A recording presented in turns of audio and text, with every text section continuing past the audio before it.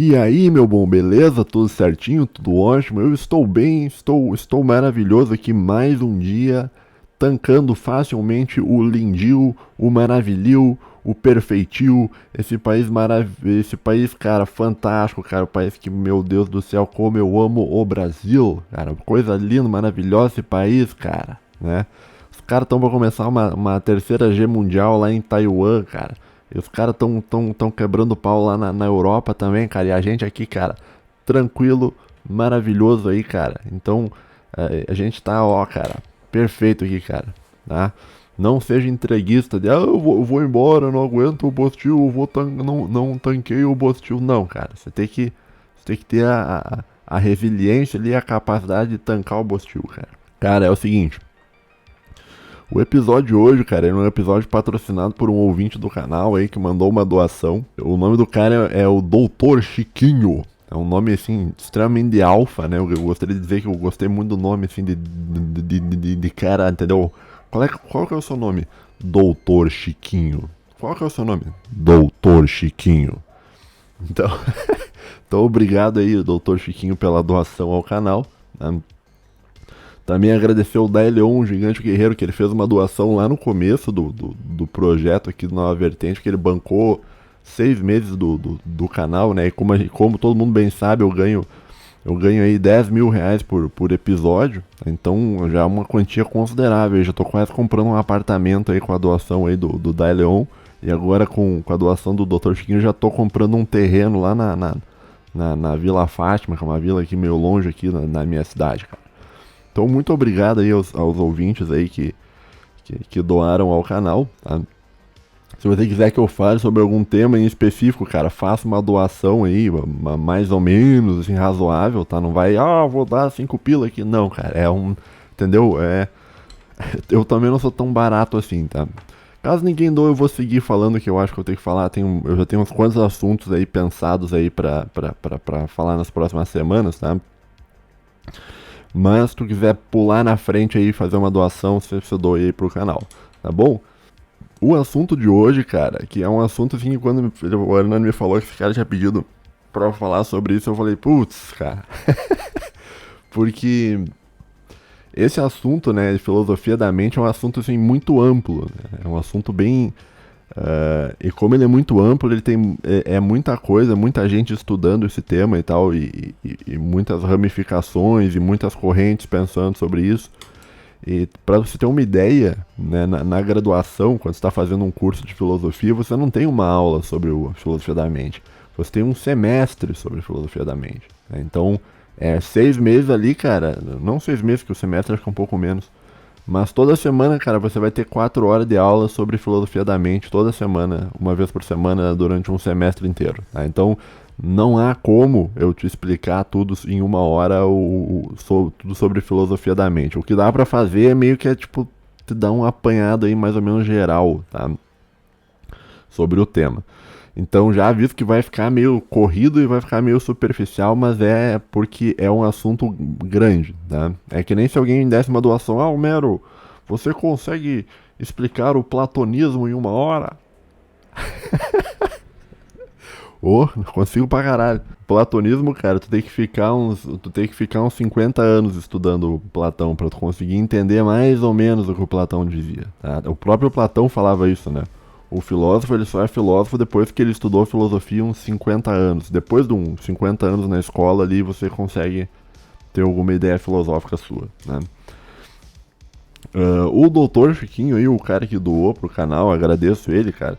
Ele também, cara, como ele fez uma doação aí substancial aí, que eu tô comprando um terreno lá na Vila Fátima, eu já vou. Ele já ganhou aqui também, aqui tô com o celular aqui, cara, que o Hernani me mandou o Instagram do doutor Chiquinho, né? E aqui ele já vai ganhar aqui gratuitamente, aqui junto também com o canal, ele vai ganhar uma análise de VSM. Então eu vou fazer aqui uma análise de VSM aqui, infelizmente eu não posso mostrar a foto do Dr. Chiquinho, mas vamos lá aqui, vamos acessar o Instagram aqui dele aqui. Um pouquinho, tá. Aqui, o Dr. Chiquinho. Olha, Dr. Chiquinho, eu tô vendo aqui que você aparentemente você tem 1,80 m de altura, isso aí já é um bom sinal, porque você já não é um manlete, né? Tô vendo aqui que você também tem uma linha capilar muito bem definida, inclusive muito melhor que a minha linha capilar eu já tô quase que nem o Vegeta. Ainda não tô tão ruim assim que nem o Ciro Gomes ou o Geraldo Alckmin, mas já tô caminhando pra isso aí, né? Mas o Dr. Chiquinho aí já tá com uma linha capilar já respeitável, né? Tá bom? Ok, vamos ver como é que tá a definição aqui do tônus muscular aqui. Tá ok, isso aqui parece o que? 35, 37 de braço, tá? Deixa eu ver se tem alguma foto dos glúteos aqui. Não tem glúteo. Isso aí você tem que me mandar aqui no privado aqui pra eu dar uma analisada sem ser gay, obviamente, né? Só uma análise técnica aí, a gente tá só fazendo um serviço aí de VSM, né? Também você não colocou a centimetragem do falo, tem que botar isso aí. Isso aí, essa informação é muito importante, que você já pode pegar e botar já na descrição do Instagram, sabe? Na bio do Instagram, você já, pra quê? Quando as pessoas já te conhecerem, elas já vão olhar a tua bio e já vão ver, tantos centímetros, ok? Entendeu? E você dá uma mentira, entendeu? Fala, mas é até 22, 23, mas tu tem 15, assim. Não, 22, 23, não sei o que e tal. Cara, você pode dar uma mentira aí, cara. Ninguém vai, entendeu? Então, isso aí faltou. O que mais? Deixa eu ver aqui. Ó, tô percebendo aqui que o Dr. Chiquinho não tá conseguindo tirar muitas fotos masculinas. Eu vou te mandar um curso que eu tenho também de como tirar fotos masculinas. Daí você já vai poder talvez se inspirar aí em toda a masculinidade aqui do curso aqui, e você já vai conseguir tirar umas fotos melhores. Então, já vou te mandar, além do VSM, que eu vou te mandar um parecer por escrito em PDF de 5 folhas, aí parte por parte, assim, tua sobrancelha podia estar melhor aqui, não sei o que e tal. E, além disso, eu já em anexo, eu já vou mandar o curso aí pra ele, tá? E o guri já vai brilhar, cara, né? Já vai ter a validação masculina aí, né? Né? Porque como você é migtal, você não precisa da validação feminina. Mas como você, né? Você é um cara red pill, você precisa da validação masculina. Então já vou mandar aqui um parecer por escrito aqui pro Dr. Chiquinho, tá bom? Então é isso, eu já vou te mandar também aqui, então já o curso aqui, já tô enviando aqui por anexo aqui pra ele. Tá, que o curso de fotos masculinas, esse curso aqui eu copiei de um cara aí que tava vendendo o curso de Red Pill aí, né? Que até tem um podcast sobre Red Pill, até copiei ali do cara, que eu já tô copiando o curso do cara, né? Espero não ser processado. Mas é isso. Bom, então assim, ó, vamos seguir o episódio de hoje, assim. Depois eu te mando um parecer, tá, Dr. Chiquinho? O episódio de hoje, cara, a gente vai seguir numa... Talvez seja um episódio um pouco mais sério, tá? Porque eu tenho que tratar de uns assuntos aí que normalmente, assim, eu não trataria muito desse tipo de assunto, né? De filosofia da mente. Porque as pessoas vão dropar, né? As pessoas vão ficar, que chato, não sei o que e tal, né? E eu vejo assim, tem episódios que eu faço que são um pouco mais descontraídos, as pessoas, todo mundo assiste, todo mundo comenta. Agora quando eu faço um episódio mais sério, ninguém.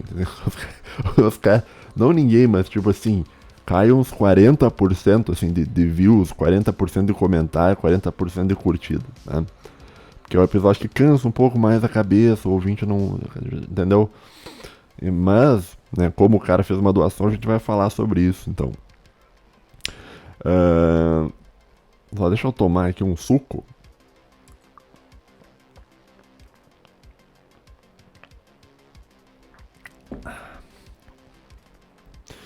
Bom, olha só. No episódio passado, não no passado, foi no retrasado, eu falei um pouco sobre a relação mente-corpo, né? O que a filosofia fala sobre mente e corpo, aquela coisa de você ter um cuidado com o corpo e tal. Eu falei um pouco sobre o Descartes, né? Eu falei um pouco sobre o Descartes, como diria o nosso amado ministro da Educação, vamos falar Descartes, vamos falar que nem um ministro da Educação do Brasil, né? O Abraham Weintraub, o Descartes, né? Então, a gente falou um pouco sobre o Descartes, né? E a gente vai falar um pouco mais sobre o Descartes, porque o Descartes, ele é um Ele é quase como se fosse o Descartes. Ele é muito interessante porque além de ele ser um dos pais da modernidade, do pensamento moderno, o Descartes ele é o pai um dos pais da filosofia da mente, né? Você já vai entender por quê. Eu tinha um livro aqui, acho que eu já mostrei ele no episódio passado, deixa eu ver se eu acho. Aqui, ó. Deixa eu ver se vai aparecer. Eu já falei sobre esse livro aqui no passado, tá? Não vai pegar porque a luz tá atrapalhando aqui e tá aparecendo invertido. Mas diz aqui Meditações Metafísicas. Ou às vezes também tem umas outras traduções que como é que é? Meditações sobre a filosofia primeira, algo assim, tá? Essa versão que eu tenho aqui eu comprei na graduação e é uma edição da Martins Fontes, né? Que é boa, uma edição até boazinha, tá? E tem um monte de coisa anotado e tal, aqui sublinhado, coisa que eu já li O que eu tinha aqui, cara? Bom, enfim, tá? Eu li essa... Só fazer um parênteses sobre esse livro aqui. Não sei se eu comentei naquele episódio que eu falei sobre relação mente-corpo, mas tem um bruxo meu que ele era um colega meu do mestrado, que ele tava fazendo doutorado e ele começou a fazer umas cadeiras da licenciatura. Daí ele tá dando aula pro ensino médio, né, pra fazer o estágio. E o camarada, assim, ele pegou assim, vou fazer o estágio aqui no ensino médio. E ele pegou, cara, esse livro aqui, As Meditações Metafísicas, e ele deu o comecinho, se eu não me engano, ele deu as primeiras 4 ou 5 páginas, né? Ele ficou, acho que o semestre inteiro falando sobre as primeiras 4 ou 5 páginas disso aqui. E daí e fez uma prova, cara. Os alunos inteiros se ferraram na prova, porque ninguém entendeu nada, porque esse livro aqui não é um livro tão fácil de ler. E os alunos, bicho, chegaram a mandar um abaixo-assinado lá na direção pra tirar esse meu colega. Pra tirar ele, pra ele não dar mais aula sobre isso, cara. E acabou que o guri, porque como ele tava fazendo doutorado também, ele tava estressado aí com muita coisa pra fazer, né, cara? Você fazer licenciatura e fazer doutorado ao mesmo tempo. Isso aí, ele acabou desistindo, cara. Então os alunos foram lá, não gostaram da aula dele, mandaram um abaixo-assinado pedindo que ele não ensinasse esse livro aqui. E os professores foram lá e tiraram ele, né? E ele, na verdade, eles reclamaram e ele acabou saindo pra não se incomodar, né? Então, assim, quando você for dar aula pra alguém, nunca comece com esse livro aqui, porque esse livro aqui é um livro complicado, tá? E eu lembro quando eu li esse livro na minha graduação, isso aqui uns 10 anos atrás, eu vi os argumentos e eu falei, nossa, que legal, tipo, que argumento da hora, cara, né? Eu fiquei muito impressionado, assim, com a argumentação do Descartes. E depois, as argumentações dele, a gente vai ver mais pra frente aqui, tem uma série de furos, né? Mas, quando você é um estudante de graduação, você lê, assim, o negócio e meio que a tua mente, assim, abre, assim, você fica, caralho, meu Deus, Descartes é muito bom, não sei o que. Mas por que eu tô falando do Descartes? Primeiro, só pra te contar essa história aí do meu colega que que os alunos mandaram abaixo assinado pra fazer eles parar de ensinar esse livro aqui, tá? E segundo, porque o Descartes é um dos pais da filosofia da mente, tá? Eu dei sorte, assim, na vida, porque eu já tive aula com pessoas especialistas nisso, né? Então, eu já tive aula com vários professores, tá? Não vou citar nenhum deles aqui, porque eu não sei se eles gostariam de ser citado, tá? Mas, assim, eu já tive bastante aula sobre isso, então é um assunto que eu mais ou menos ali, não que eu saiba muito, mas mais ou menos eu consigo me defender um pouco, assim, sabe? E é um assunto muito interessante, porque é um assunto contemporâneo, assim, sabe? Que até hoje na filosofia contemporânea as pessoas ficam pensando sobre isso, tá?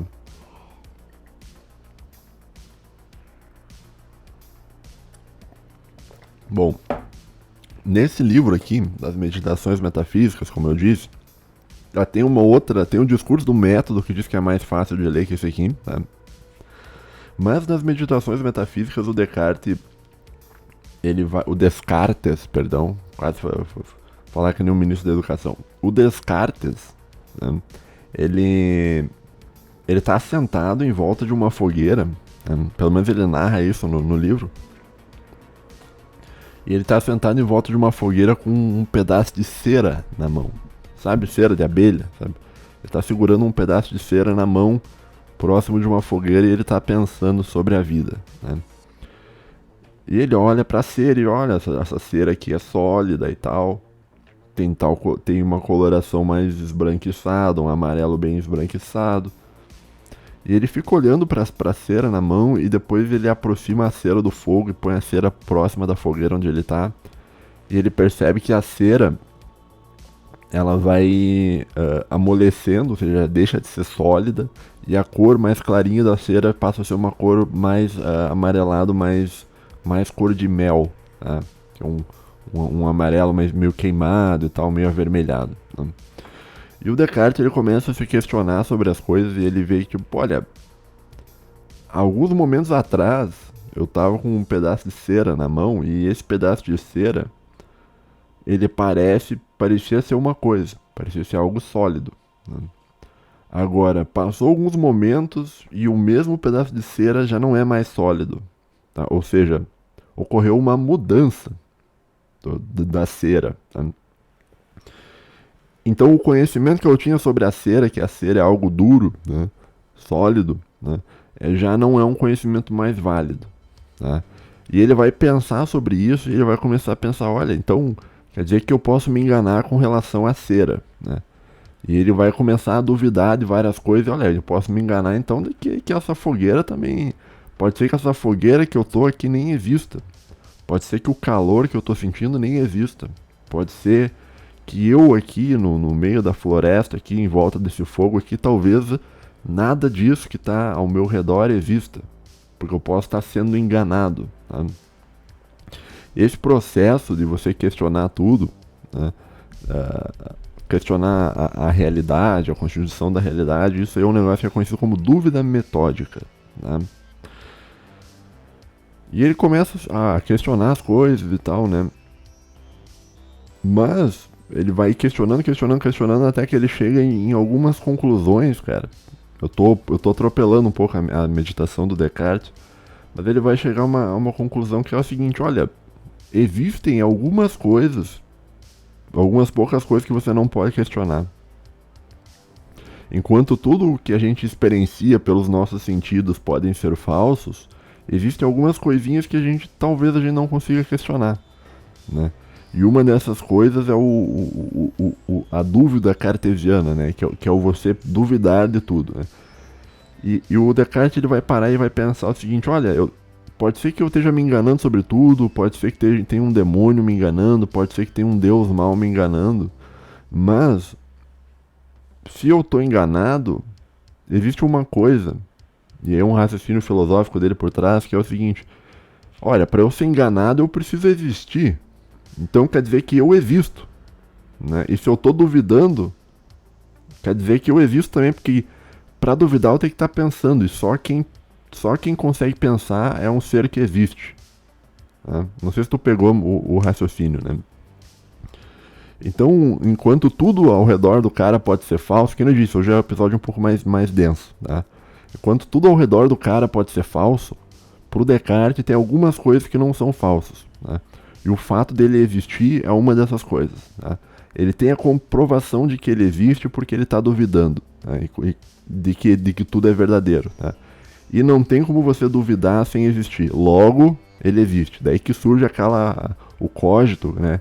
Que é o penso logo existo. Né? É daí que vem o penso logo existo. Né? O penso logo existo ele vem da...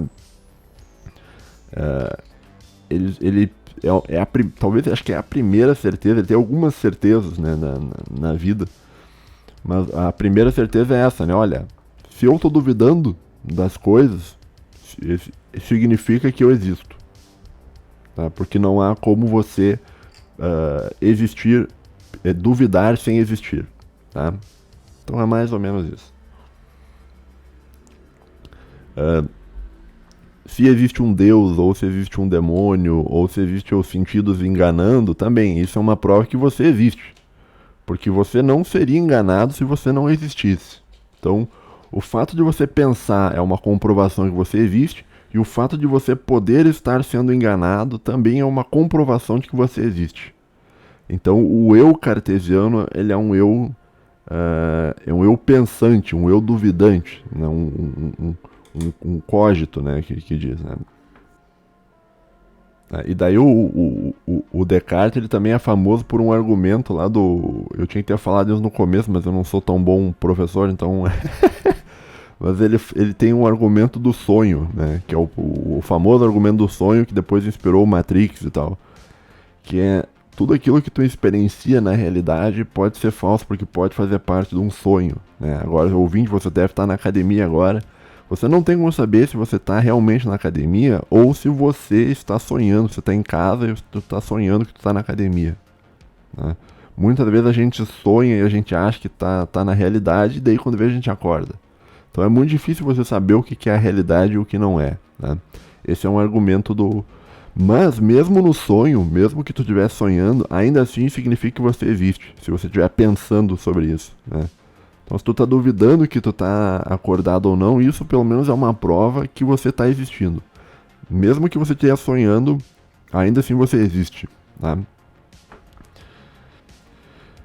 Então, assim, ó, tem mais uma coisa interessante do Descartes. Ele diz, então, que as ideias externas, né, volta o negócio da fogueira. A ideia externa de que existe um pedaço de cera sólido, ela é uma ideia falsa, né?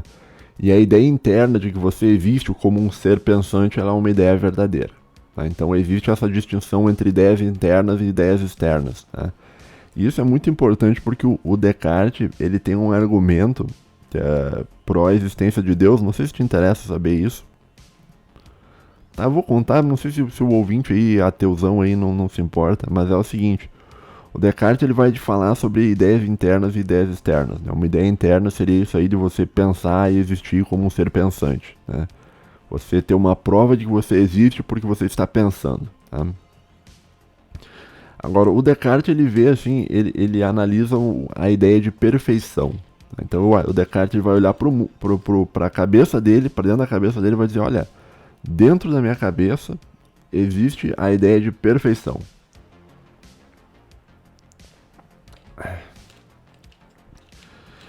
E ele diz, olha, a ideia de perfeição, ela não pode vir de mim mesmo.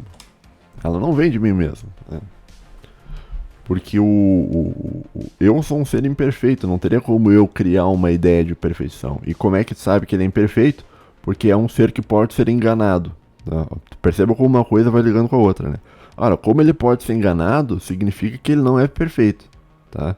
Então, não teria como surgir dentro da cabeça do Descartes a ideia de perfeição sem que existisse um ser que é a fonte da ideia de perfeição, que no caso é uma ideia externa que é Deus, tá? Então, Deus é provado pelo Descartes através da noção de perfeição, que ele vê, olha, a perfeição existe, a ideia de perfeição existe, e a ideia de perfeição existe, mas ela não vem da minha cabeça. Por quê? Porque eu sou um ser imperfeito, e ela tem que vir de algum lugar, e esse algum lugar, no caso, é Deus. Então a explicação do fenômeno da perfeição vem de uma causa externa que seria Deus, né? Claro que isso aí, né, o Descartes, tu tem que entender o seguinte, existem críticas a isso, tá? O Descartes, tu tem que entender que ele é um dos pais da modernidade, tá? O pensamento moderno e tal. A modernidade, ela é caracterizada por uma transição de um modelo teocêntrico para um modelo antropocêntrico, tá? Então, o modelo teocêntrico é um modelo onde Deus é o centro das coisas, e o modelo antropocêntrico é onde o humano é o centro das coisas, tá? E tu vê na filosofia do Descartes já essa noção de o homem como o centro das coisas, né? Do eu, né? Do eu que cogita, do eu que pensa, né? E a ideia de Deus, olha só que interessante, por que o Descartes ele era criticado pela igreja na época, né? Inclusive tem teorias que dizem que ele foi envenenado por um padre cristão, né? A morte dele foi isso, né? Tem também teorias de que ele era um amante da princesa lá, filha do rei Gustavo Adolfo da Suíça, e daí ele pegou uma pneumonia e tal. Tem uma série de teorias sobre a vida do Descartes, mas uma delas é que ele foi assassinado por um padre, porque veja bem, isso que eu te falei da comprovação da existência de Deus em Descartes, apesar de ser algo que ainda comprova Deus, ele é algo que coloca Deus em uma posição inferior, né? Porque Deus, dentro da filosofia do Descartes, o Deus ele não é o princípio que comanda tudo, que está em todos os lugares, onipresente, onipotente, onisciente. O Deus cartesiano ele é uma ideia. Então ele é a fonte da ideia de perfeição. Ele é só uma ideia. Tá? Então o Deus é uma ideia. Então meio que o Descartes, quando ele argumenta a favor de Deus, ele está diminuindo a concepção cristã antiga, medieval, sobre o que é Deus, né? Que Deus seria tudo e tal, onipresente, onipotente, onisciente. Mas na filosofia do Descartes, Deus é só uma ideia, que é a ideia de que é a fonte da perfeição. Então se tu consegue pensar a perfeição é porque existe Deus, né? Mas Deus não é. Então meio que é uma diminuição, né, da ideia de Deus, né? E ele era muito criticado na época por causa disso e por causa de várias outras coisas, né? Apesar dele dizer que ele acreditava muito em Deus, né? Essa passagem aí da modernidade, onde você tira o Deus do centro da vida humana e passa para o humano como centro da vida humana, né? Isso aí tá em Descartes também, dentro desse argumento em prol da existência de Deus. Não sei se eu estou sendo claro no que eu estou falando, mas é mais ou menos por aí.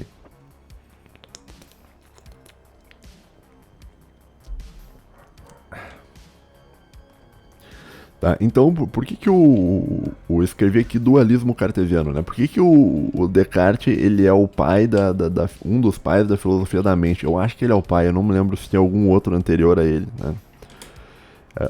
O Descartes, ele é o pai da filosofia da mente porque o Descartes, ele faz uma distinção entre o mundo físico e a mente. Ou seja, ocorre uma separação entre aquilo que é o mundo e aquilo que é a tua mente, né? Voltando à metáfora da fogueira, ele olha que tudo aquilo ao redor pode ser falso, tá? Mas tem uma coisa verdadeira, que é a mente dele. Tá? Então você tem uma separação entre o mundo físico e o mundo mental, né? E na filosofia do Descartes, o mundo físico, né, a sensibilidade, a empiria, ela é uma fonte de incertezas, é uma fonte de engano. E a fonte da sabedoria, a fonte da certeza, ela é a tua própria mente, né? Então, isso aí tem toda uma discussão, que é isso aí é uma tradição racionalista. Tá? O nome certo dentro da filosofia para isso é racionalismo, né? E tem uma corrente contrária a isso, que é o empirismo, né? Que o principal nome do empirismo é o David Hume. E depois vai vir o Immanuel Kant, vai tentar juntar o racionalismo e o empirismo e tal, que é lá na crítica da razão pura, mas isso aí é um assunto talvez para um outro episódio, tá? Então assim, ó, tem a mente na filosofia do Descartes, ela passa a não ser visto como algo físico. A mente ela passa a ser visto como alguma coisa além do físico, né? É uma coisa especial, já que entendeu? Já que tudo pode te enganar, mas a tua mente ela não te engana. E ela não te engana porque ela não é algo físico, ela é algo que transcende o físico, é algo metafísico, né? E então as certezas que tu vai ter da vida, elas provêm da tua mente, né? Enquanto que as incertezas elas provêm do resto todo, né? O mentalismo e tal. Daí tem o negócio da tua mente. Eu escrevi aqui substantia, né? Substantia é um termo bem complexo, tá? Dentro da filosofia, tá? Cada pensador tem, o Leibniz tem uma ideia de substância, o Aristóteles tem uma ideia de substância, o Descartes tem uma ideia de substância, mas a mente por Descartes é uma substância, tá? Que seria tipo um cabide metafísico, né? Então, assim, o que seria a alma propriamente dita, assim, né? Então, seria aquilo que existe mesmo, né? Tem o termo em latim usado pelo Descartes para isso se chama res cogita, ou res cogitans também aparece, né? E que é a tua mente. Então, a tua mente é o res cogitans. E o resto, que é o mundo físico, é chamado de rex extensa, tá? Então, tudo que existe, que está no mundo físico, faz parte da res extensa, que que está estendido, tá? Res é coisa em latim, extenso e estendido, é a coisa estendida, né? Então tem o plano cartesiano, tá? O Descartes originou a ideia de plano cartesiano, que tem o eixo x, y e z, né? O x é horizontal, o y é para cima e para baixo, e o z é para frente e para trás, tá? Que seria o 3D, né? Um plano 3D, né? Tudo que existe espalhado num plano 3D, que seria uma rex extensa, né? Então o teu celular que tu tá ouvindo tá espalhado nesse plano físico, tá estendido em 3 dimensões, né? E assim como todas as coisas, já a tua mente ela não estaria no plano físico. Então a tua mente ela não está estendida em um quadrante espaço-temporal. A tua mente, a res cogitas, ela está além disso, tá? Tá bom? Não sei se tu tá entendendo o que eu tô falando, se tá muito chato.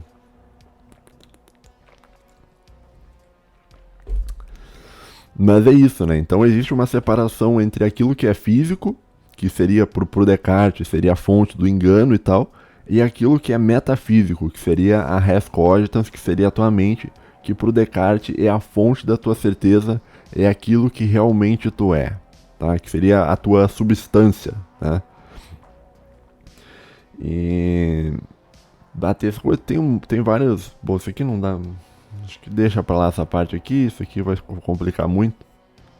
Não, eu vou falar isso aqui só por desencargo de consciência, tá? Tem a ideia de substância, é o seguinte, cara. Eu falei pra ti que é um cabide metafísico, tá? Então a substância seria um cabide, né? E as qualidades que existem no mundo seriam como se fossem roupas que você põe no cabide, tá? Então o teu corpo, ele seria como se fossem roupas que você põe nesse cabide. E esse cabide metafísico, essa substância, seria a tua mente, tá? Então aí que você tem uma união entre o metafísico e o físico, né? O metafísico, ele é aquilo que sustenta o cabide, né? O cabide metafísico, ele sustenta o mundo físico, tá? Então é mais ou menos por aí. Claro, isso é uma noção extremamente superficial de substância. Que nem eu disse, provavelmente se tiver um aristotélico me ouvindo aqui, ele vai dizer, não, Aristóteles não falava que substância era isso, mas que nem eu disse, existem várias interpretações sobre o que é, né? Não existe um consenso filosófico, né? Materialismo. Isso aqui é interessante, tá? Eu tenho que falar um pouco sobre materialismo pra ti, né? Isso aqui já não tá tanto em Descartes, isso aqui já é meio um tema geral, tá? O materialismo, com relação à mente, né, ele acredita que os fenômenos mentais eles podem ser explicados através de microfenômenos, né? Que eu escrevi aqui falar das pedras, né? Uma pedra qualquer, você pega a pedra na mão e você, ok, isso tá uma pedra, tá? Agora, existe uma microexplicação para essa pedra, que é através de você entender que a pedra ela é traduzível através de átomos, ou seja, tu não está segurando exatamente uma pedra, tu está segurando um agrupamento de átomos, e esses átomos eles são nada mais nada menos que energia, então você está segurando um pedaço de energia, tá? Então assim, existe a pedra, que é o fenômeno, né? E existe uma microexplicação para isso, que seria os átomos e tal, tá bom? Então o materialismo é mais ou menos isso, é a ideia de que existe uma explicação material para todos os fenômenos que existem, incluindo a tua mente, tá? Já é uma visão mais contrária à visão do Descartes, tá? Eu tô achando que esse episódio tá uma merda, cara. Os caras não vão ouvir, bicho. Os caras... A culpa tua, doutor Chiquinho, cara. Esse episódio aqui os caras não vão tancar isso aqui, bicho. Tenho certeza absoluta, cara. Os caras já droparam, já não vão... Tá. E voltando, né? Então, essa explicação de você explicar uma pedra através de microfenômenos, tá? Isso é chamado de explicação reducionista, tá? Então, o reducionismo é quando você pega e explica algo maior através de coisas menores, tá? Então, uma pedra ela pode ser reduzida a um agrupamento de átomos, tá bom? Mais ou menos isso. E a nossa mente, cara? Né? Existe alguma micropartícula que explica a nossa mente? Existe algum microfenômeno que explica a nossa mente? Né? O que afinal é a nossa mente? A gente consegue mais ou menos entender que a nossa mente está dentro do nosso cérebro. Né? Mas a gente não consegue usar algum microfenômeno ou alguma explicação reducionista para explicar o que é a mente humana. Né? A gente poderia dizer que, sei lá, a mente humana é energia? Pode ser, cara. Só que parece ser uma energia diferente, né, cara? Parece ser alguma outra coisa. Porque olha só, se a mente se reduz à energia, quer dizer que a luz elétrica que está saindo do teu computador, ou do teu telefone, ou da luz onde você está, também é um pensamento. E parece que está errado você falar isso, né? Parece que é errado, mas se tudo se reduz à energia, então a tua mente também é energia. Então não há muita diferença entre uma sinapse elétrica e a luz que entra nos teus olhos, que sai de uma lâmpada e entra nos teus olhos. Então, parece que não dá para reduzir a mente puramente a energia, né? Somente a energia. Parece que existe algo a mais que energia que você não consegue explicar usando o reducionismo, que você não consegue usar uma explicação materialista para falar sobre isso. Né? E o Descartes ele tinha a posição que, olha, você não tem como explicar materialmente porque não é uma entidade material, isso é uma entidade metafísica, é uma entidade além do mundo físico.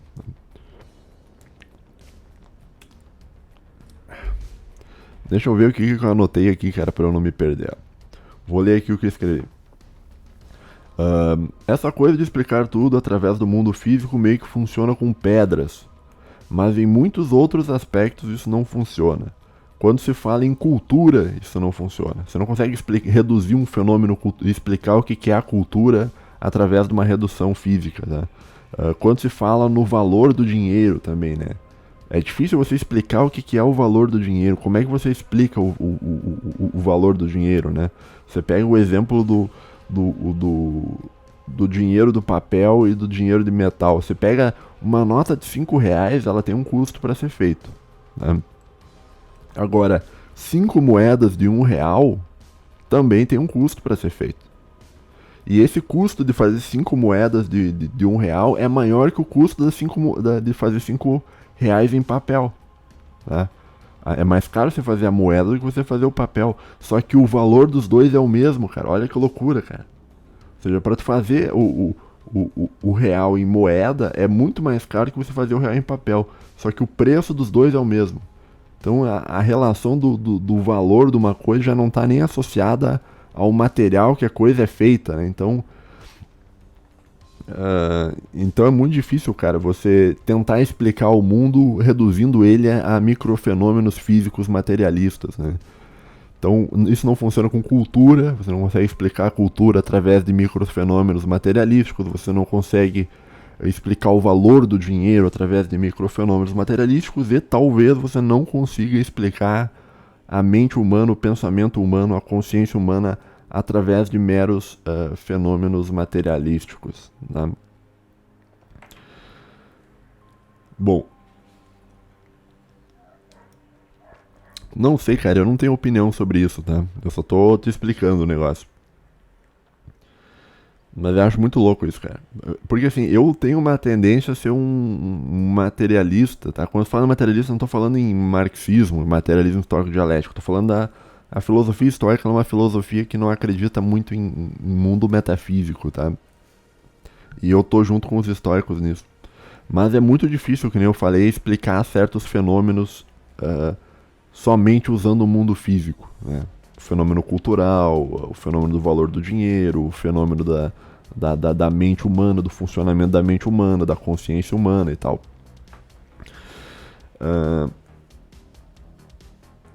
Eu escrevi aqui, isso aqui é interessante, ó. Tem um argumento materialista que é contra a ideia metafísica de mente. Tá? E bom, o Descartes e os caras que são metafísicos acreditam que a mente é uma entidade fora do mundo físico. Tá? Fora do mundo físico. Agora, o materialista ele vai olhar para esse cara que está falando sobre a mente como algo fora do mundo físico e vai fazer o seguinte questionamento. Ora, se a mente humana ela está fora do mundo físico, como ela interage com o mundo físico?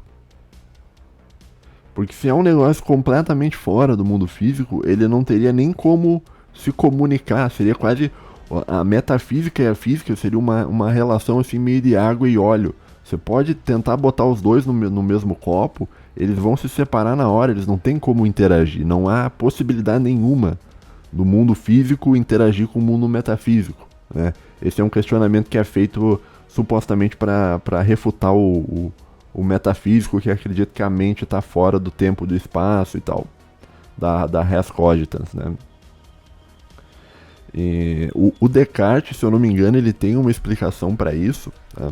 E ele vai dizer que a explicação dele é que tu tem dentro do teu cérebro um negócio chamado glândula pineal, tá? E o Descartes acreditava que a glândula pineal era uma glândula que faz uma ligação tua com o mundo, com esse mundo metafísico. Então, seria a glândula pineal da tua cabeça seria uma ponte que liga a tua mente com o mundo físico. Tá? Então, a interdependência, a interação entre o físico e o metafísico se daria através desse pedaço que você tem dentro da sua cabeça, que também não é nem físico e nem metafísico, é uma outra coisa. Tá? Mas só para tu saber, então, esse é um argumento, né, para quem é crítico da metafísica, vai dizer o seguinte: olha, como é que uma entidade metafísica vai se relacionar com uma entidade física, né? Inclusive os estoicos tinham várias críticas. Os estoicos tinham um argumento parecido com isso, né? Mas esse é assunto para um outro vídeo. Que mais que daria para falar aqui sobre a filosofia da mente? Tem um negócio aqui bem interessante que eu vou citar só para tu saber que existe, tá? Que é um treco chamado funcionalismo. Tá? O que é o funcionalismo, né? A relação do funcionalismo com a mente. Né? Funcionalismo, mero, é o funcionário público concursado? Não, não é, cara. O funcionalismo é o seguinte, cara, é a ideia, né, de que uma entidade não importa muito de que ela é feita, né? Mas o que importa para a entidade ser aquilo que ela é a função que ela tem. Né? Então, o exemplo que se dá para isso é a faca. Né? Uma faca, ela pode ser uma faca de metal, pode ser uma faca de plástico, pode ser uma faca de ouro, pode ser uma faca de vidro, pode. Existem vários tipos de facas, tá? Mas, ou seja, existem várias constituições de facas. Tá? Mas o principal para a faca ser uma faca é que ela desempenhe a função de faca, que daí que vem o funcionalismo, né? Ou seja, por uma faca ser uma faca, não importa o material que ela é feito, importa que ela cumpra a função de ser faca, que é o quê? Que é possibilidade de cortar. Então, o funcionalismo é isso, é a ideia de que, olha, não importa se a mente é metafísica ou se a mente é física, isso aí não importa, né? O importa é que ela tenha a função dela, né? Assim como não importa se uma faca é de metal, ou é de plástico, de vidro ou de ouro, né? O que importa é que ela corte. Às vezes você pode ter uma faca de metal que parece uma faca de metal, mas que ela não corta. Tá? Ela não tem a função de faca, de cortar as coisas, né? E daí eu te pergunto, será que algo que parece uma faca e que não tem a função de faca, ela é uma faca? Isso é uma discussão filosófica, né? Eu acho que não, cara. Eu acho que a faca, para ser faca, ela necessariamente ela precisa poder cortar. Tanto que uma faca que perde o fio, ela já as pessoas jogam fora. As pessoas dizem, não, isso aqui já não funciona mais. Podia ter sido uma faca no passado, mas ela não é uma faca no futuro, tá? No presente, que é onde a gente está. Então, meio que você não tem como tirar a função da coisa, né? Então, de maneira breve, é mais ou menos isso que é o funcionalismo, né? Tá, e daí com relação à mente é isso, né? que eu falei assim, olha, o funcionalismo ele diz assim, ó, não importa se a mente se a mente ela é feita de um fenômeno material ou se ela é feita de um fenômeno metafísico. Né? O que importa na mente, que caracteriza a mente, o pensamento. Né? Então, o que caracteriza uma faca é a capacidade de corte, e o que caracteriza a mente é a capacidade do pensamento. Tá? E das relações entre ideias umas com as outras. Né? Mas o funcionalismo ele é visto também como uma espécie de materialismo, porque existe uma relação causal entre ideias. Né? Quando você está desenvolvendo um argumento, os argumentos eles vão ter uma relação de interdependência entre si. Né? E essa relação de interdependência entre si, ela é, segundo os funcionalistas, uma relação causal. Tá? Então, o funcionalismo ele é visto também como uma forma de negação do mundo metafísico. Tá bom? Por fim, tá, tem um negócio chamado qualia. Não sei se você conhece a noção de qualia. Essa é uma noção assim meio só para quem estuda filosofia da mente sabe o que é isso aqui. Né? A qualia eu tinha que ter anotado aqui mais ou menos aqui, mas eu escrevi aqui explicar o que é. Tá, olha só. Como é que eu vou explicar qualia pro indivíduo aqui que está ouvindo? Qualia é um termo moderno, tá, que é usado para descrever uma experiência particular que não pode ser descrita de modo algum. Né? Isso é mais fácil de explicar com um exemplo. Né? Suponha que você viveu a sua vida inteira em um quarto onde você só enxergou as coisas em preto e branco. Né? Você não conhece, sei lá, você não conhece a cor vermelha, né? E lá nesse quarto em preto e branco, onde você passou muitos anos da sua vida, você nunca viu vermelho, nada, né? Mas você tem acesso a muitos livros e você tem acesso a muitos estudos, né? E tu começa a estudar muito, e tu descobre que existem cores e tal, e tu começa a estudar muito sobre a cor vermelha, e tu olha, a cor vermelha é tal coisa, daí tu começa a ler uma explicação sobre o que é a cor vermelha.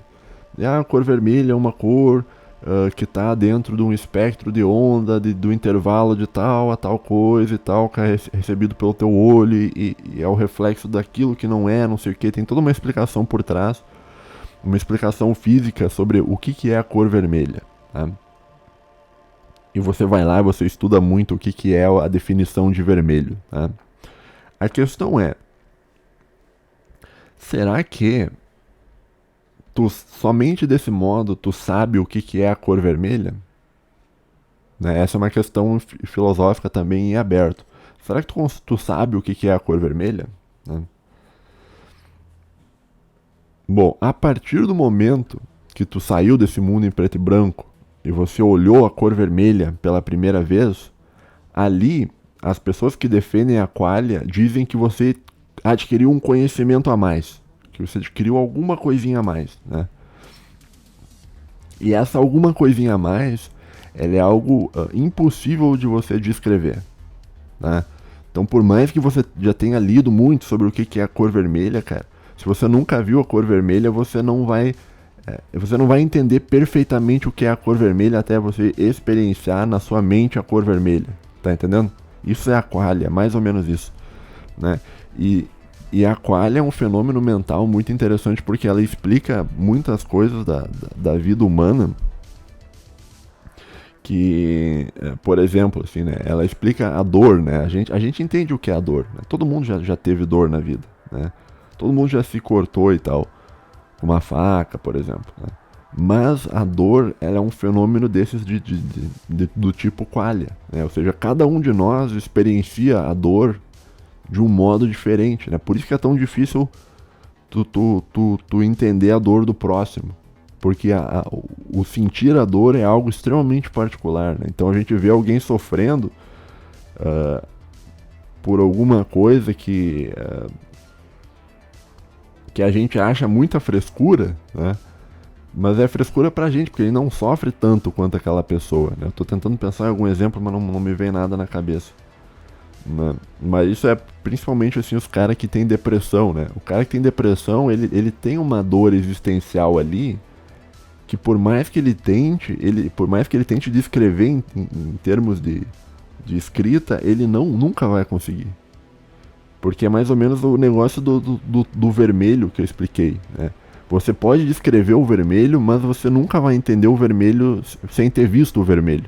Assim como tu nunca vai conseguir entender o sofrimento do outro sem estar na pele do outro, né? Tem até um ditado em, em inglês, que eu não me lembro em inglês como é que era, mas era assim, você nunca vai entender a dor de um homem até andar nos seus sapatos, né? Walk in his shoes, né? Pra tu entender você nunca vai entender a dor do outro enquanto você não estiver usando os sapatos do outro, né? A caminhada que o cara tá fazendo. Então, o fenômeno de qualia, ele é um fenômeno muito interessante dentro da filosofia da mente. É algo inexplicável através de descrições. É um negócio que você não tem como descrever. Você não tem como descrever, você não tem como medir quanto uma pessoa sente de dor. Sim, você não tem como medir a felicidade de alguém também. Você não tem como saber se o vermelho que tu enxerga é exatamente o mesmo vermelho que os outros enxergam, né? Então a tua mente ela tem alguma coisa estranha, né, que ninguém consegue explicar, que você não tem como descrever fisicamente, né? Então talvez exista aí dentro alguma coisa metafísica na tua... Não sei, cara. Que nem eu disse, eu não tenho conclusão, né? Só tô te explicando para tu saber que existe, né? Eu tinha anotado aqui uma definição da Wikipédia aqui, mas não é tão boa, né? Ó, eu vou ler pra ti, mas não, isso aqui não é uma boa descrição, tá? Ó. Qualia é um termo usado na filosofia que define as qualidades subjetivas das experiências mentais conscientes. Por exemplo, a vermelhidão do vermelho ou o doloroso da dor, né? Os qualias simbolizam o hiato explicativo que existe entre as qualidades subjetivas da nossa percepção e o sistema físico que chamamos de cérebro. As propriedades das experiências sensoriais são, por definição, epistemologicamente não cognoscíveis na ausência da sua própria experiência direta. Como resultado, são também incomunicáveis. Não tá boa essa explicação, né? Os qualias desempenham um papel importante na filosofia da mente, principalmente por poderem ser interpretados como uma refutação de fato do fisicalismo. No entanto, a existência e a natureza dos qualia continuam a ser um objeto de um aceso debate na filosofia da mente contemporânea, tá? Então, pô, eu li aqui pra ti e não tem, né, cara? Eu não sei explicar, cara. E esse é o negócio da qualia. É até difícil tu explicar o que é o qualia, né? Então é mais ou menos o que... Eu não sei, cara. Não sei se tu entendeu mais ou menos, mas é o seguinte. Existem coisas que tu só vai conseguir aprender de um modo subjetivo, né? Ou seja, tu só vai conseguir entender o que é a cor vermelha quando você vê a cor vermelha. Ou seja, não há como ter uma explicação sobre a vermelhidão. Você nunca vai entender a vermelhidão completamente, a não ser que você entre em contato, e esse contato é sempre um contato individual, subjetivo com a coisa vermelha. Assim como você nunca vai conseguir entender a dor de se cortar se você nunca se cortou, né? E assim como você nunca vai conseguir entender a dor e o sofrimento do outro porque tu não tá dentro da cabeça do outro. A dor e o sofrimento do outro é um negócio que é subjetivo da mente de cada pessoa, cara. Isso é muito louco, né, cara? Isso é muito doido, cara. Então um qualia é isso, né? Mas o primeiro parágrafo aqui tá bom, ó. Qualia é um termo usado na filosofia que define as qualidades subjetivas das experiências mentais conscientes, né? Qualidades subjetivas, no caso, a vermelhidão, né? Então, quando você entra em contato com a cor vermelho, isso é uma qualidade subjetiva que está entrando na tua cabeça sobre uma experiência mental de você ter um contato com a cor vermelha. Muito louco isso, cara. Eu não sei, cara. Que nem eu disse, bicho, isso aqui é só uma introdução, tá? Tem muito mais coisa que poderia ser falado sobre isso, né? Não tem como eu te explicar isso tudo a filosofia da mente em 1 hora, que nem eu disse, isso é um negócio que você fica um semestre inteiro, né? Porque assim, cada tópico que eu te expliquei aqui, você tem vários autores falando sobre o tópico, e um respondendo o outro e tal. Que mais eu anotei aqui, ó? Tá, conclusões, né? Vamos fechar aqui mais ou menos a ideia aqui. Existe um grande mistério sobre o que é a mente, né? Se ela é física, se ela é metafísica, né? Também não se sabe direito o que é pensar, né? Se é algo ligado ao duvidar, né? Se é do res cogitans, ou se é um processo mental possível de ter um reducionismo, né? O negócio da pedra que eu te falei, né? E será que o fenômeno mental, essa é outra coisa que eu notei aqui, ele pode ser explicado somente pela sua função, né, o funcionalismo? Não sei. Né? E os qualis? O que será que é um quali? Um quali é um fenômeno físico? Porque é um fenômeno subjetivo que parece que só tem dentro da tua cabeça, cara. Então, esse episódio, acho que é um episódio, assim, mais que a gente sai com dúvida do que com certeza. Mas, assim, ó, o objetivo aqui, cara, não é te dar certeza sobre as coisas. O objetivo é só meio que te dar uma introdução pra tu saber mais ou menos o que é a filosofia da mente, né? Então aqui, ó, vou recapitular mais ou menos em tópicos o que eu te falei, ó, nesse episódio. Né? Eu falei sobre a origem cartesiana da filosofia da mente, né? Que a mente ela surge nessa coisa de você questionar e você buscar certeza e encontrar certeza dentro da sua mente, né? Então isso é uma origem cartesiana da filosofia da mente, por isso que o Descartes é visto como um dos pais da filosofia da mente. Né?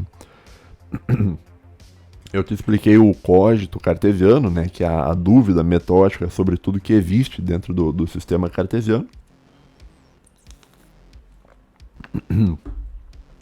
Eu te expliquei também o dualismo entre mente e corpo, né, que a mente pro Descartes ela é uma fonte de certeza e o corpo ele é uma fonte de dúvidas, né? Uma fonte de erros, né? O mundo físico é uma fonte de erros. Claro que isso é uma explicação racionalista. O empirista já vai dizer que é o contrário, a fonte de erro é a tua mente, né? Que mais que eu te expliquei aqui? Ó, eu te expliquei o que é o reducionismo com relação à mente, né? Que é o negócio da pedra, que é um estudo que, pô, será que é possível reduzir a mente a entidades físicas ou não, tá? Eu te expliquei de um modo bem geral também o que é o funcionalismo com relação à mente, né? Que é essa ideia de que uma definição de algo depende não daquilo que a coisa é feita, mas da função da coisa, né? Que eu falei da faca pra ti, né? Que uma faca, para ser uma faca, ela precisa cortar. Se uma faca não corta, ela não é uma faca, né? Então isso é o funcionalismo com relação à mente. E também, por fim, eu expliquei mais ou menos o que é a qualia, né? Que seria esse conhecimento a mais subjetivo que tu só vai ter quando tu se comunicar direto, quando tu tiver experiência real com aquela coisa, quando tu enxergar o vermelho, quando tu sofrer, quando tu ficar feliz, né? Que é um negócio que parece que é um negócio difícil de você explicar também, tá? Tem quem fala bastante sobre a qualia, um cara chamado Daniel Dennett. É Dennett que fala, não sei o nome do cara. Eu não leio muito esse cara, tinha um colega meu que adorava esse cara, né? Mas é isso, cara. Falamos já quase 1 hora aqui, né? Que nem eu disse, o episódio, assim, cara, não tem muito como eu te explicar detalhadamente tudo, tá? Isso aqui é só, tipo, uma introdução pra, se tu quiser correr atrás, tá? Tem um livro bem interessante que tem em português, mas eu não achei pra baixar em português. Deixa eu abrir ele aqui. O nome de tem um cara que escreveu um livro chamado Edward Feser, que o nome do livro dele é Philosophy of Mind, Beginner's Guide. Esse tipo, quando você vê um livro assim de filosofia e diz Beginner's Guide, pega, cara, porque assim é uma introdução, assim, é pra você saber o básico do básico, tá? Que nem tinha um livro muito bom sobre o Hegel, que era Dialética para Principiantes, que eu peguei, cara, eu consegui entender Hegel muito mais fácil lendo aquele livro do que lendo o próprio Hegel. Depois, quando eu fui ler o Hegel, eu falei, ah, tá, agora entendi, né? Então, você pegar um texto de apoio para compreender certas coisas muitas vezes é proveitoso, tá? E tem muito do que eu falei, você consegue encontrar mais ou menos resumidinho dentro desse livro, tá? Eu acho que em português deve ser Filosofia da Mente, um guia para iniciantes. Eu vi que tem traduzido, eu vi que tem como comprar isso aí na Amazon, né? Mas eu não achei o PDF em português para eu dar uma lida aí, Piratex, né? Então eu tô lendo a versão em inglês, tá? E publicado pela Universidade de Oxford. Então, assim, não é um livro ruim, tá? Não é porque é um livro de iniciante que vai ser ruim, tá? É um livro até publicado recentemente, cara. Ele é um livro de 2005, cara. Então, tem muitas coisas que eu falei, que eu não falei aqui pra não atropelar muito, tá? Mas tem coisas que fiquem abertas, né? Por exemplo, olha só, eu tinha anotado aqui, ó. Tem questões aqui que eu não falei, ó. Sobre, por exemplo, o que é a consciência, né? O que é um ser consciente? Isso aí tem relação com a filosofia da mente também. O que é você ser um consciente, né? Quando um ser humano é um ser humano consciente, né? Será que quando tu tá dormindo, tu é um cara consciente? Né? Ou tu perde a tua consciência todo dia quando você vai dormir? Não sei, né? O que é o pensamento? O que é o pensamento humano? É um fenômeno só um fenômeno elétrico? Né? Afinal, o que é o pensar? Tá? Ou então também outra coisa que é muito ligada à filosofia da mente é o fenômeno mental da intencionalidade. Né? O que é você ter a intenção de fazer algo? Né? Da onde que surge dentro da tua cabeça a intenção para você fazer alguma coisa? Né? É difícil explicar também como isso surge. Então existe uma série de tópicos, né, o que é uma pessoa também, que tem uma relação muito grande com a mente. Dê uma olhada nesse livro aí, o Dr. Chiquinho aí que patrocinou o programa. Se tu quiser mais detalhes, dá uma olhada nesse livro, né? Philosophy of Mind, do Beginner's Guide, do Edward Feather, né? E é muito interessante que daí você pega o tópico e a coisa que você se interessou, daí você faz uma pesquisa que já vai te dar umas referências sobre as coisas e tal. Tá bom? Eu nem sei porque que eu tô divulgando o livro aqui, tô dando livros para as pessoas ler, cara. Ninguém lê nada, cara. Esse país aqui, cara. Ninguém lê nada nesse país, cara. Eu fiquei meses, cara, dizendo referência bibliográfica para as pessoas ler. Ó, esse livro aqui é muito bom, esse livro você lê, esse livro aqui. Ninguém corre atrás dos livros para ler, cara. É muito triste isso, cara. Teve um cara que leu, falei no episódio passado, até citei o camarada. E muito obrigado você que leu, tá? Mas, cara, caso alguém tenha interesse, esse é um bom livro, tá? No mais, cara, é isso, tá? Acho que esse episódio ficou uma merda.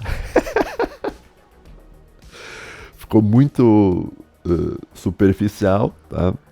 Mas é isso, cara. A intenção é essa, que nem eu disse. Esse assunto, cara, é um assunto que na faculdade você vai ter aula com um especialista durante um semestre sobre o assunto, né? Ou mais até, né? Geralmente essa cadeira sobre filosofia da mente, ela é ofertada como um tópico especial, né? Que às vezes tem semestre sim, semestre não, às vezes eles ofertam essa disciplina para quem quiser fazer e tal. Mas é isso, pessoal. Então, acho que a gente vai ficando por aqui. Eu não sei se eu tenho mais alguma coisa para falar, né? Até semana que vem, eu acho, cara. Mais uma vez, muito obrigado aí ao Dr. Chiquinho. Né? Dr. Chiquinho é bom, né, cara? Vou te mandar lá o curso sobre como tirar fotos mais masculinas aí que eu tô fazendo, né? Quem quiser fazer uma doação ao canal será muito bem visto, né? E é isso aí, cara, tá? Me pede um negócio que eu consiga explicar, tá? Não vem com, tu pode explicar platonismo em 1 hora. Ai, cara, tá bom? Então, um abraço a todos, fiquem bem, tenham uma excelente semana agora que é terça-feira e a gente se vê por aí. Tchau, tchau.